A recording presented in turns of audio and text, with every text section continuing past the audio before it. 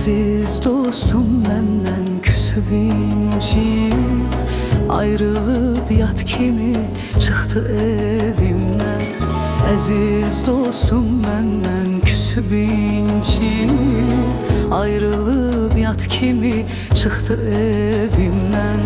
Getdi yolları ot basıb indi.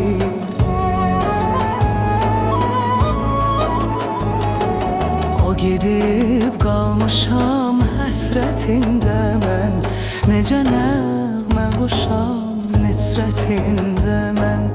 Necə nəğmə qoşub necə dinməyim. Dost gedib özümə gələ bilmirəm, elə bil əllərim yox olub mənim.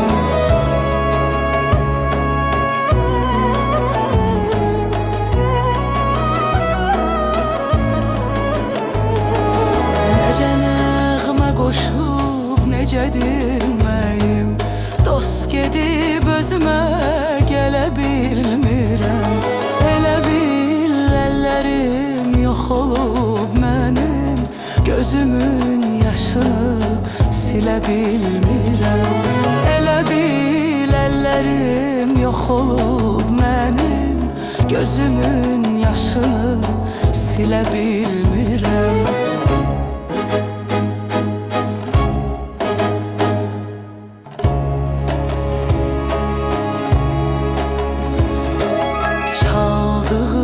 Sazı gətirin mənə, görün ki çalmaqda necə mahirəm. Çaldığım o sazı gətirin mənə, görün ki çalmaqda necə mahirəm.